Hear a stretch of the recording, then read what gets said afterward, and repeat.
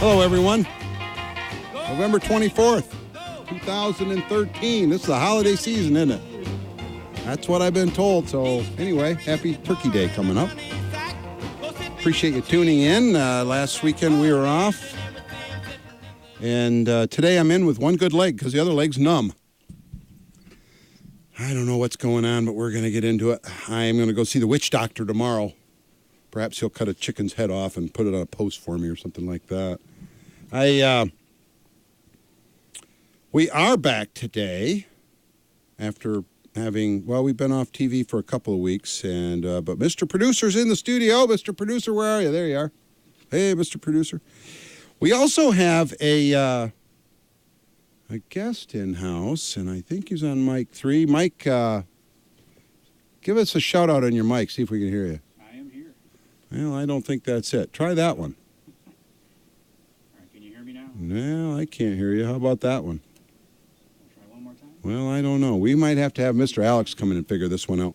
But Mike Couie has agreed to join me in the studio today, and just keep in mind, his pedigree as a radio guy is as long as mine, which it isn't. He's not.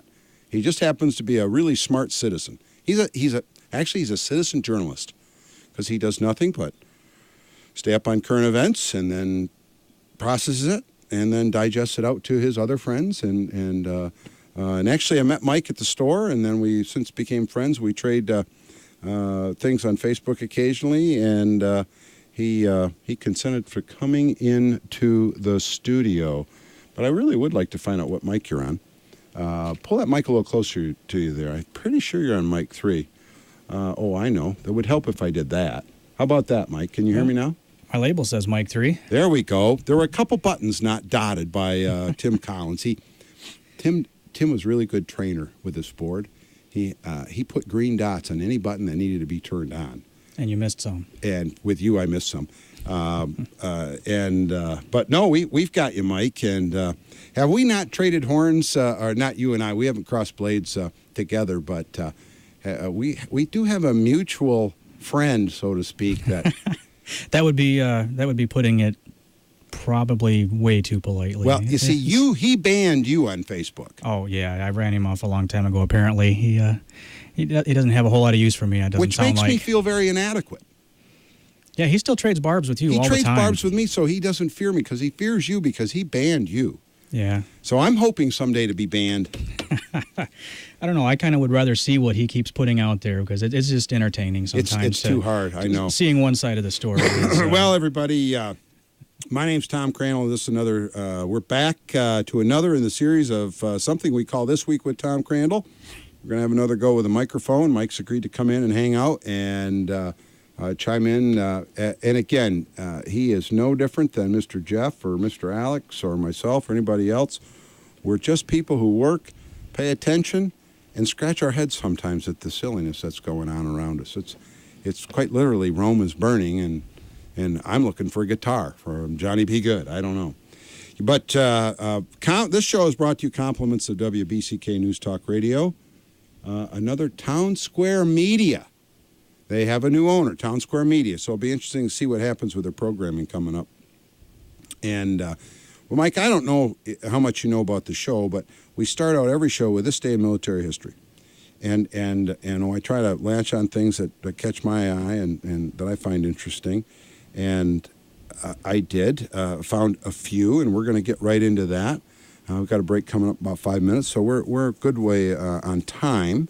If any of you listeners out there would like to join Mike and I, the number's 441-9595. If you're in Kalamazoo, it's 488-9595, area code 269. It's a free call. You're welcome to join the show. This day in military history, 1784, Zachary Taylor, the 12th President of the United States, was born at Montebello, Orange County, Virginia. He embarked on his military career in 1808, fought in the war 1812. This was interesting. He fought in the Black Hawk War. Are you familiar at all with the Black Hawk War? I'm not. It was fought in northern Illinois, southern Wisconsin. And that was actually Abraham Lincoln was a foot soldier in that war. Really? Yeah. And basically, Indians didn't like getting pushed around, and they pushed back. And, of course, the all-powerful central government sent the all-powerful U.S. military in, and they chased these Indians over hill and dale. And of course, the conclusion was decided before the military ever took the field. The Indians lost. I fought in the Seminole War. That was down in Florida. And what's interesting, he had quite a military history. He was all over the West. He established the first base on the Rio Grande. This base on the Rio Grande was a forward operating base that became an operating base for the Mexican War. He went against the president's orders in 1846 and captured Monterey. The Polk wanted him to sit tight. And maybe he was a Democrat, I don't know. But he participated in the war. He captured Monterey in September 1846. And Polk's orders were to stay on the defensive. In other words, stay in your hole. But he went out and defeated Santa Anna at Buena Vista in February 1847. So Zachary Taylor, I don't know what, old, rough, and ready, because apparently he was quite rough around the edges, and he was always ready for a fight. I thought this was interesting, November 24th, 1832. And this kind of rings true into today, Mike. 1832, South Carolina passed an ordinance of nullification. It seems the U.S. government had enacted a tariff. That would be a tax, right? That's my understanding, too. They passed a tax, okay. And the tax was interpreted as to protect northern industries at the expense of southern industries. South Carolina didn't take that sitting down. So they passed this ordinance of nullification, and they threatened to secede. President Jackson threatened armed force, and apparently he's from South Carolina. He was threatening armed force against his own state. Henry Clay came up with a compromise, et cetera, et cetera. But at the time, South Carolina, they were calling this the Tariff of Abominations. Not Obama-nations, abominations. But Southerners really didn't like this all-intrusive, all-powerful federal government. They did not like that. And in that day and age, they weren't that far away from when the 13 colonies had to approve the Constitution, had to ratify the Constitution, and that was a slim margin of victory. There were many states that barely passed it and almost didn't because they so feared a powerful central government. But, okay, so they passed this tax in 1832. South Carolina state legislature passed laws nullifying the tariffs in 1828 and a modified tariff, which was slightly reduced in 1832. They also told the federal government, don't come into our state to collect the tariffs. We're not going to pay it to you. And they again threatened to secede. And they were really torqued because the state's stance on the tariff was not being respected. So it's purely a states' rights issue, was what South Carolina did. And that, can you imagine today a state nullifying something the federal government has passed? I know there's many people who advocate that. And we've tried that a few times. There's been a few laws that have been struck down by the states, and the federal government walks right through them. And, of course, now, with using the Commerce Clause, if any activity crosses state lines, it's immediately federal controlled. And they control the purse strings. They control the money. We're going to take a break. Coming up is today's date was the birth date of the Texas Rangers. We got a couple things going on in Tennessee in 1863. Mike Couie's join us. You can join us too, 441-9595 if you want to join the show and chime in. Don't go away. We will be right back.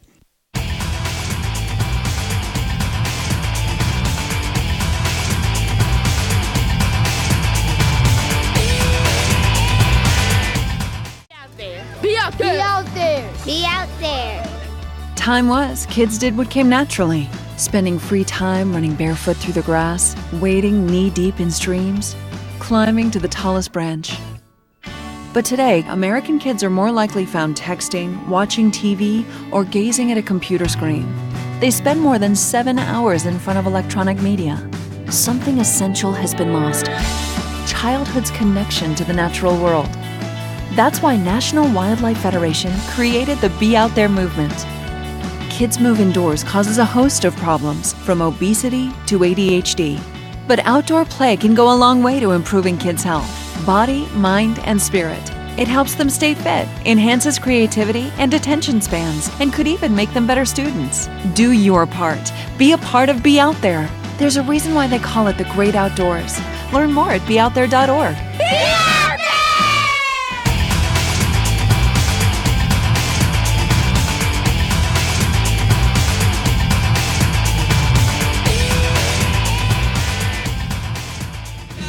Welcome back, everyone. My name's Tom Crandell. I got Mike Couie in the office today as the citizen journalist. Mr. Producer is here today. The cameras are rolling. We'll be on Facebook later this week and the YouTube channel.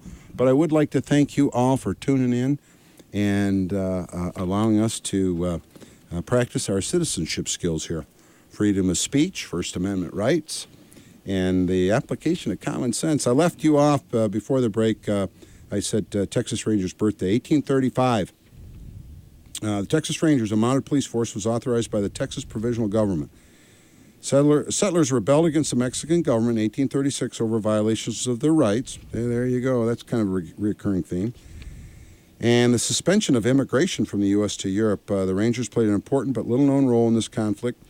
They covered the retreat of civilians from dictator Santa Anna's army in the famous runaway scrape. Never heard about that, but we may look into that. But I thought the very interesting thing of these patriots, these first Texas Rangers, they were the only men to ride to the Alamo in response to Colonel William Travis's plea for help. The Rangers showed up, they fought, and they died. And they were the only group to have done that. So you got to take your hats off to those guys. They were some hardcore patriots, absolutely.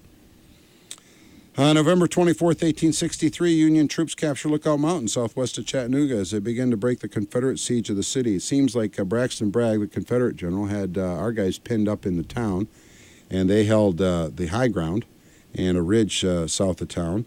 But they didn't plan on Ulysses S. Grant showing up and taking control of the Army of the West, and that's where he actually proved his worth and eventually took the job of commander of the entire Union Army.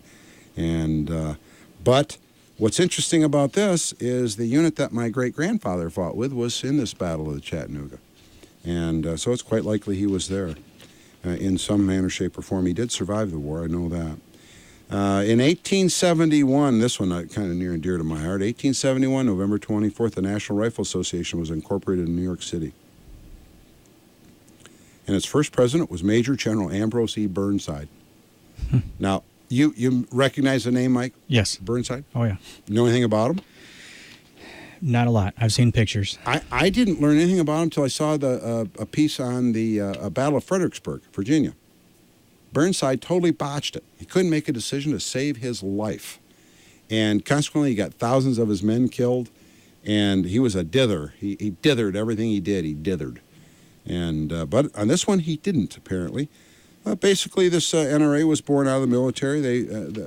So many of the soldiers were lousy shots. And that's why they were working proficiency of shooting with a rifle. But Ambrose Burnside, Civil War general, that was pretty cool. 1944, 111 U.S. B-29 Superfortress bombers raid Tokyo for the first time since Captain Jimmy Doolittle's raid in 1942. Can you imagine being pummeled by 111 B-29 Superfortresses? I can't imagine the sight of that coming across, the cloud that they would have had to have seen in the sky. And I know that tactics changed later in the war. Then they bombed at lower altitudes, they used incendiaries, and they targeted civilian populations. This raid actually went after an aircraft engine plant. And I don't know, I presume they hit some of their target, although their accuracy was pretty poor. But and having known somebody who was a flight engineer on a B-29 Superfortress, I got an inside look at a lot of their missions and their tactics, and it was brutal. They spared no one any quarter at all. If you were inside continental Japan, you were a target. And they didn't waste time trying to bomb bridges, and they went after the people. November 24th, 1963, at 12:20 p.m. in the basement of the Dallas Police Station, Lee Harvey Oswald, the alleged assassin of John Kennedy, is shot to death by Jack Ruby. So that happened today. This day in history, in the year 2000, the U.S. Supreme Court stepped into the bitter overtime struggle for the White House, agreeing to consider George Bush's appeal whether the extended Florida ballot counting violates federal law. Do you recall how they decided on that, Mike? Well, obviously we know they essentially sided with Bush, Right. and gave fuel to the argument that the Supreme Court selected him. But the key difference there is Al Gore only wanted to recount a half a dozen counties that he knew he would pick votes up in, and the Supreme Court said, no, you got to count them all if you're going to count Annie. At that point, Gore knew he would lose, so he backed out. Numbers 4419595. My name's Tom Crandell. You're listening to This Week with Tom Crandell on WBCK News Talk Radio. And Mike, last time I was on the air, a couple weeks ago, I started the segment with, I am so sick and tired of talking about Obamacare. But this thing keeps reeling, it keeps rearing its ugly head. You had an issue with your health insurance. I did.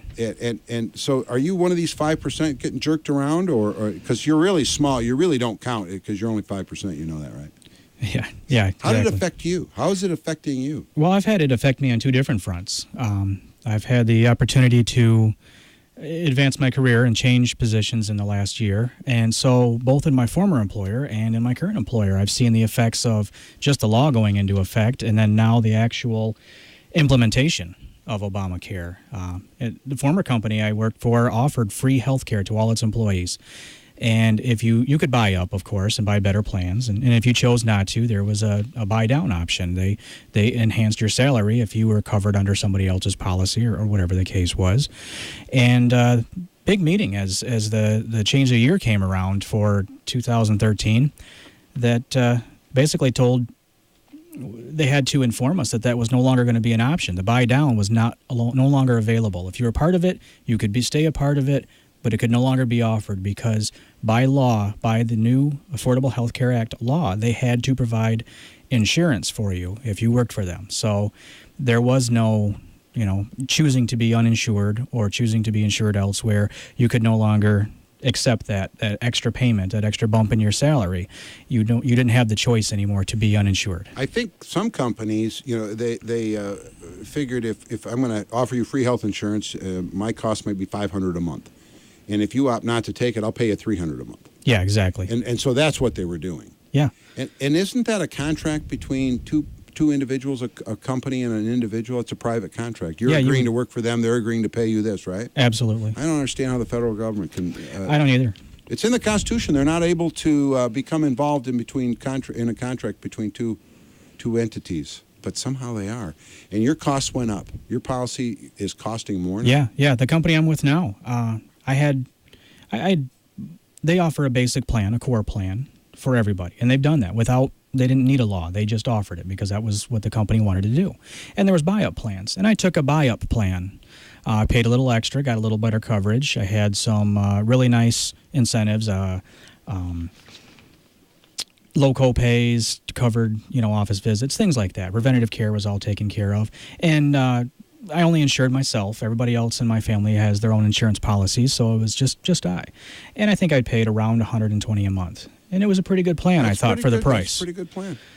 This year we had a benefits meeting, and I fully expected, some sort of increase because it just happens every year. The cost of health care goes up. And I got taking a look at, they handed out the folder for this year, the jacket that showed all the benefits, the costs, and the coverages. And you look at it, and at first glance, it looked okay. Unless you kept insurance at the forefront of your mind quite a bit. And I know that Obamacare's obviously the forefront of a lot of our minds. It's forcing it to everybody. But if you're, unless you're really keeping track of what your specific coverages were over the course of that year, what your policy cost you didn't really notice at first. So before choosing, I sat down with a highlighter and printed off a copy of what my current benefits are and what my new benefits would be, and was shocked, absolutely shocked. I had to go, in the end, I went from buying the standard plan, which is what they considered the highest plan, to right down to the core plan, and then opening a health savings account and contributing to that because it would cost less. Actually, it still ended up costing a little bit more, but paying out of pocket through the health savings plan and just taking the bare minimum that met the Affordable Care Act was less expensive. My premium to keep the same insurance tripled. It was over $350 a month to have the same, and I can't even say it was the same coverage. My coverage went down. A lot of my 100% went to 80%. Oh, okay. A lot of my $20 coverage, copays went to $30 copays. And this was still the top tier plan. So to comply, in order for the company, this is my theory, to comply on the basic plan that the company had to give everybody that met the standards of the Affordable Care Act, that cost was increased to them to such an extent that they had to increase the cost of the other plans to make up for it.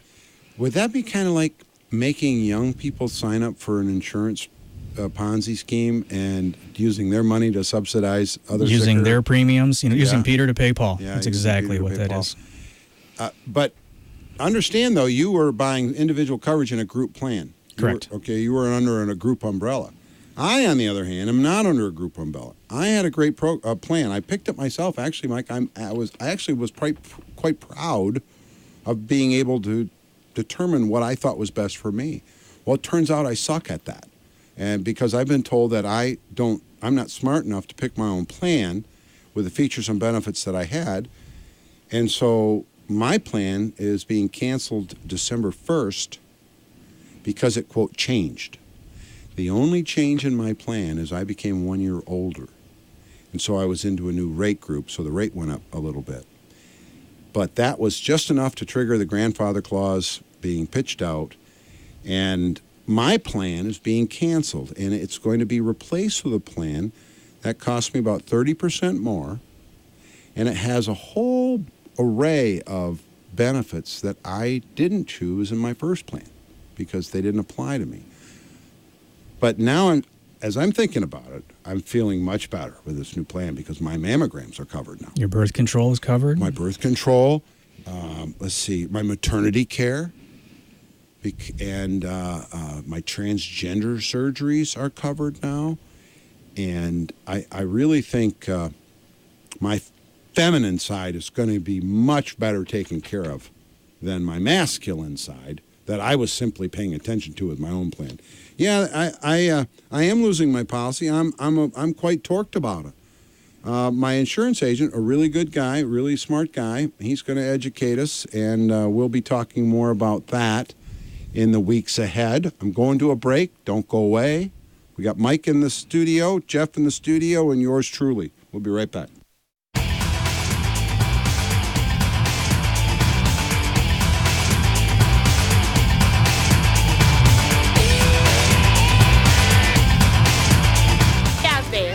Be out there. Be out there. Time was, kids did what came naturally, spending free time running barefoot through the grass, wading knee-deep in streams, climbing to the tallest branch. But today, American kids are more likely found texting, watching TV, or gazing at a computer screen. They spend more than 7 hours in front of electronic media. Something essential has been lost: childhood's connection to the natural world. That's why National Wildlife Federation created the Be Out There movement. Kids move indoors causes a host of problems, from obesity to ADHD. But outdoor play can go a long way to improving kids' health, body, mind, and spirit. It helps them stay fit, enhances creativity and attention spans, and could even make them better students. Do your part. Be a part of Be Out There. There's a reason why they call it the great outdoors. Learn more at beoutthere.org.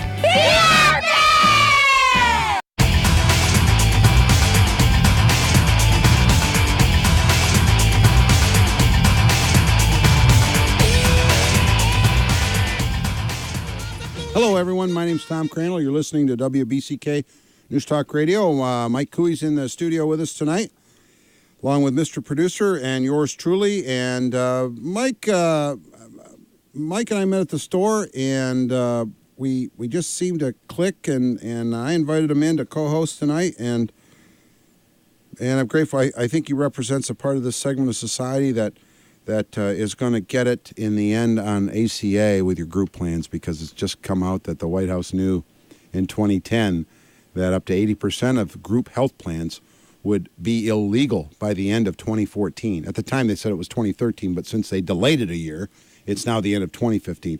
We have no idea what's coming down your way, Mike. No. We don't. And of course, that doesn't really change what we do. We still get up in the morning and go to work. We're along for the ride. Yeah, exactly. At this point. Yeah, and there's really not a whole lot we can do about it. We don't get a lot of gray hair over it. I see Mike's a little bit follically challenged, but I say equal amount with me. He just cuts his hair shorter than I do. But I haven't had a haircut in 7 months. But we've been talking about, I am sick and tired of talking about this Obamacare, really. I mean, it's just a travesty. Pat Cadell, a Democrat strategist, a pollster, he's got an article, if I get to it. He's calling us basically we went from a government of laws to a semi-political banana republic with some of the shenanigans that pass laws. Congress passes laws. Then the president just changes them. And it's not just Obama. Bush did the same thing. And apparently, 100 years ago, Woodrow Wilson, his first term in office, one of the first speeches he ever gave, was he wanted to fundamentally transform America. He was the progressive at the time. And he began these wheels in motion. Now, you know your health savings account will never exist under a single-payer system. Right. Yeah. And there were designs on getting rid of those or minimizing those and minimizing their importance and their effect with the ACA. And well, they're tougher to tax. I mean, you ride under the tax. And how about that, Mike? We got you there? I don't know. Can you hear me? Yeah, I can hear. All right, now we're back. All right, sorry. I'll blame my trainer. Tom didn't want me to tell any dirty jokes during the break. Yeah, I've got to find my drop button. I told Mike my drop button. No, but it just there are changes coming, and it almost feels like we're in banana republic. And a couple times I've made light of the fact that Venezuela took over. They confiscated the toilet paper industry because there was a shortage of toilet paper, and the government, the all-knowing, all-powerful central government, deemed it was the company's problem. And it's not a fact that they have inflation through the roof, and there's no hard currency, and there's a black market is raging in U.S. dollars and everything else. And all we have to do is look at Venezuela to see.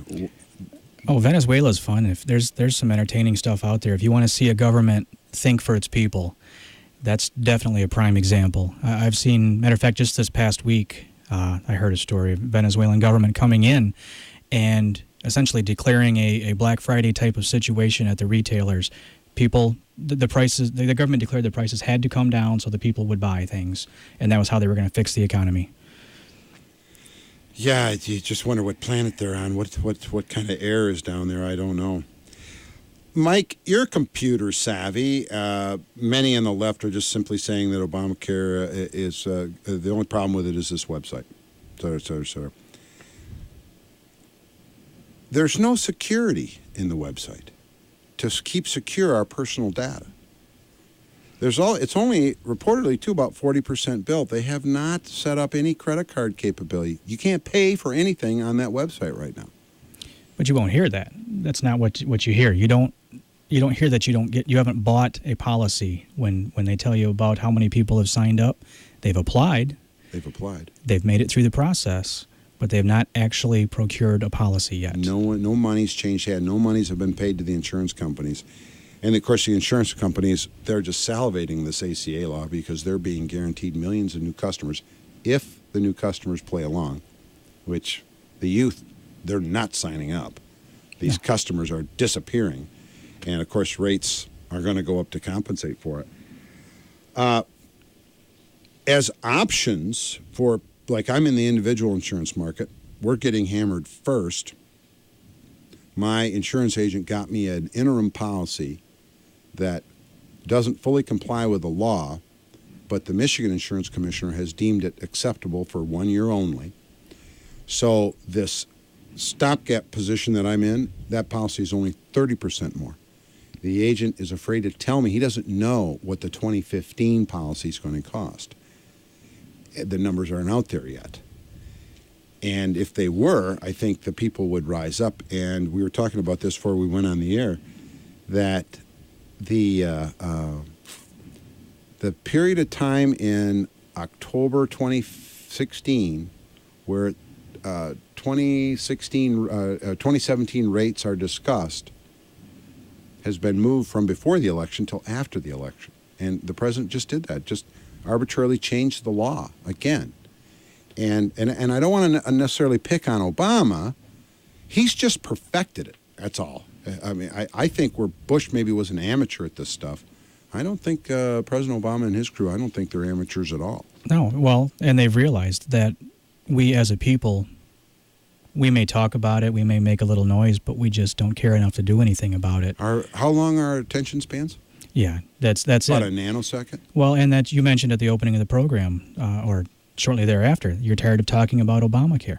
So is the rest of the country, but it's because the attention span is so short. They don't understand it fully. They're just tired of hearing about it and want it to go away. When was the last time we heard about the guns going across Mexico killing U.S. border agents? That was the left hand. Now the right hand is showing us. And the IRS targeting conservative groups during the election. When was the last time we heard anything about that? They know if they slow walk these things, and I don't know why some of the Republicans, I think Pat Caddell nails it on his article, they're just as bad. They're not coming out and shutting this government down over some of these transgressions. And that's the frustration I hear from a lot of people. We talk about this, and the people that actually care don't understand why aren't those who are able to make a change make the change, or make some noise so that it can affect a change. Why are we sitting silent? Why are the Republicans, the conservatives, the Tea Partiers, why are they not pointing and holding signs and just bringing this to everybody's attention? I think the left is much better organized. They're much more they're far able better organized. to mobilize groups and wave banners and things like that. I think it's a travesty, really, what's happening. But, being in the individual market, I'm on the tip of the spear. I have no idea what my costs are going to be, but I really think one of my options is to just practice a little civil disobedience when it comes time. If I have no other option, if I'm being thrust into this welfare kind of Medicaid insurance, this bronze plans, these bronze plans, I'm going to go to bed knowing that people, the wealthy, and I'm not banging on the wealthy, it's just that there will be two tiers of medical coverage in this country. People that are wealthy can afford private insurance that meet ACA regulations, but it's not through the government. And then there's a lot of individuals that'll have to go through the exchanges to get policies. The private market, they'd be too expensive, or they might not meet the criteria. And you need only look to Canada and England.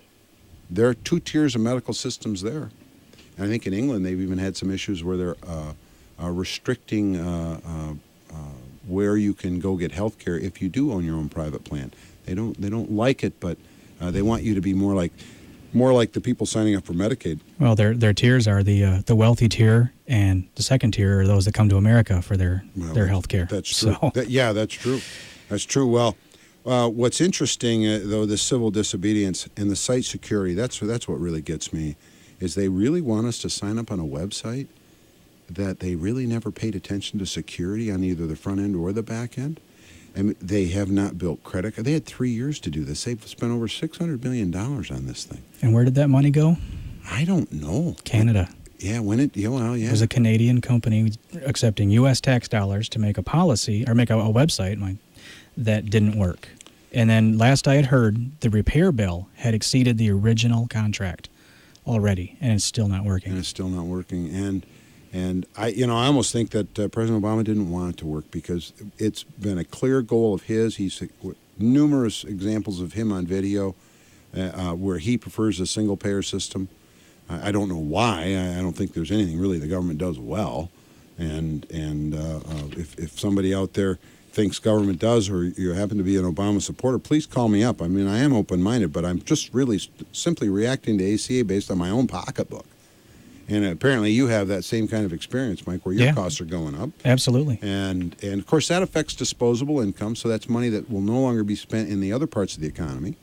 Well, and how do you predict? I mean, at this point, when you have to go into a system like what I chose, the health savings account, you look forward a year and guess. Yeah. How many times am I going to have to go to the doctor? How many bones will I break? And it's a guess. And then you figure out and put that much money divided by, the number of pay periods you have in a year and have it deducted, and then hope, that it covers it, and hope you didn't miss something. Well, I know Dr. Ben Carson, the fundamental precept to his approach to healthcare is a health savings account. Give the consumer direct control over their healthcare costs, but he broadens HSA to not just be applicable to medical issues, but if a person with a health savings account wants to use it perhaps to pay for some tuition or books for a child to go to college or something, he opens up the avenue for a consumer to use pre-tax dollars to invest in their own futures, to build their future. And in fact, Alan West talks about this new knockout game. Have you seen that in the news? Yeah. Okay, absolutely. and I presume many of the listeners know what we're talking about. Youths randomly targeting people, not to rob them, just to sucker punch them and tape it and laugh about it and put it on YouTube. And Alan West has a very good article over here about how the welfare state really has led to that. There's such despair and despondency in the urban youth culture that they aren't thinking about having to go to work tomorrow morning. So they're up at night and they're out on the subway station and they're looking for some thrills, and this is a cheap thrill, and bang, bang, bang. Well, I think the civil disobedience portion is I will never sign up for healthcare.gov. And also, this whole thing with the civil disobedience, you're seeing this in part on doctors. Have you seen any of the headlines about how doctors are switching many? It started in Arkansas. Mike Huckabee got a few doctors on his show. They're going to only cash. They will not accept any insurance plan. Really? Yeah, these are family doctors. These are general practitioners. And I mean, we could long for the day where you could pay for your tonsillitis, tonsil removal with some chickens. But many doctors are doing that, going to all cash. And they're finding it successful. And of course, though, there you basically have no insurance. You're self-insured. And so you'll pay for your own. And that may work, but I think that just maybe might breed that two-tiered medical system too, because Rush Limbaugh doesn't have an insurance policy. He basically self-insures himself, and of course Rank here, the morning guy, I think he I believe it. I think he self-insures too. But the people we're dealing with, Dan Bongino is running for Congress in the state of Maryland. He's a former Secret Service agent. He protected Clinton, Bush 43, and Obama. And he has come out and written a book about the absolute abuse of power in this administration. And in fact, he couldn't take it anymore. He some of the things he saw, the comings and goings of corporate executives, and the donations of money and the payback of the carve-outs of Obamacare and the waivers, and he began to see this, and it began to snowball, and it really soured him on this current administration. And he has written a book, and part of what he's talking about is using government as a weapon. If you've never had to meet a payroll, or you've never had to be responsible or accountable to other people beneath you in a hierarchical chain of authority, you might come into the government and think, hey, this is a great new toy. Look what I can do. Looky what I can do with this. And then you have the IRS. You have the Fast and Furious. You have the AP records, the phone records. You have our own Attorney General claiming that James Rosen could have been a co-conspirator on a spy case just to confiscate and look at his phone records. But here, the latest story, the 2012 election tricks. There's a man inside the U.S. Census Bureau who said he was told by his superiors to fake numbers. And he instructed many, many other census workers to fake their numbers to bring that unemployment figure down miraculously below 8% right before the 2012 election. And it wasn't soon after that President Obama was out on the campaign giving stump speeches about how well the economy was doing. Look at the unemployment numbers. Fit the narrative so well. We're going to take a break. We'll be right back. Mike Couie, Tom Crandell, and Mr. Jeff Smith, producer Access Vision. Stay tuned.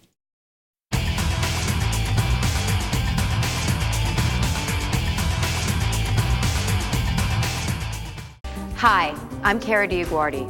Want to play? Looking for a great way to express yourself? Try making music. You don't have to be great to have a good time. And who knows, you may just love it. Learn how to get started at wannaplaymusic.com. We are this close. We're this close. Tuturek modest. This close to making history. Ofon wantinti. We are this close. We are this We're close. this close. This close to changing the world. We are this close to making sure no child suffers a crippling disease ever again. We are this close to making history. We are this close to ending polio. Because we are this close to ending polio. We are this close to ending polio. We are this close close. to changing the world. This close All we need is you. If you. It's you. is you. We are this close. This close. Be a part of history at rotary.org/endpolio.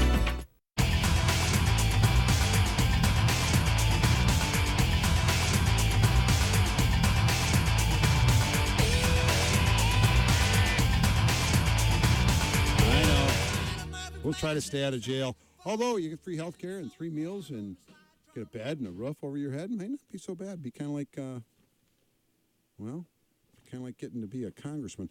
All right. My name's Tom Crandell. You're listening to This Week with Tom Crandell on WBCK News Talk Radio. I had mentioned something about Pat Caddell. He has an article, America has gone from government laws to semi-political banana republics. He's going off, and the latest thing that set him off was this nuclear option that Harry Reid did in the Senate. Have you stated that they actually changed the rules that had been in place for 225 years? It's majority rule, minority rights, and they just took away the minority rights in the Senate. So the interesting thing is, this clears the way for a lame duck president who can't tolerate being a lame duck president. He got his allies in the Senate to do this. Now he can appoint virtually anyone he wants with no oversight. All he needs is 51 votes. And what's interesting is another Democrat strategist was on the news, and he mentioned something called IPAB, the Independent Payment Advisory Board. This is, again, part of the ACA. But it's 15 members, and these are people who will decide what procedures get paid for, how much to pay for them, through the federal government exchanges. They're telling the insurance companies what you can charge for things, what you can offer, what we will approve for payment. Now this 15-member board is going to get appointed with little or no oversight at all from the minority party in the Senate. And that is scary, because now we have an executive who isn't afraid of wielding his power. We have a caller on line 1. What's your name? Yeah, hey, Tom, Richard from New Orleans. Hey, Richard from New Orleans. Didn't you come up deer hunting? I wanted to finish that, but I got a question for you. Yeah, shoot. I want to say hi to Mike, too. He's doing a good job. Hey, how you doing, Richard? But did you guys hear Obamacare? Did you hear anything, about that Canadian company that was contracted to do the website for Obamacare? One of the higher-ups in that company, a CEO or somebody, was a school chum of Michelle Obama when she went to Duke. Or did you hear anything about that? I had heard that, Richard. I think Mike's nodding his head. He'd heard that too.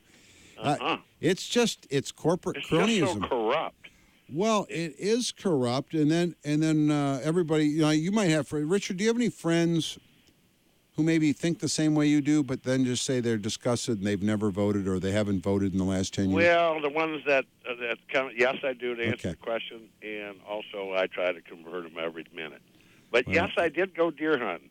I wasn't very lucky this year, but I got to see my mom and my dad, Bill and Jean, Cadillac, Michigan. So I shout out to them. I know they're listening. I think they're listening, and You joined the militia for about a week then.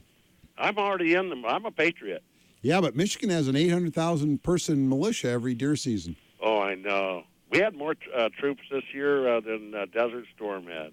Well, yeah, and the first, we could probably make our own Red Dawn movie. Richard, thanks for calling in. There was only one fatality. He shot himself in the leg or something. Oh, really? Yeah, that's all I heard this year. Well, he was probably upset over Obamacare.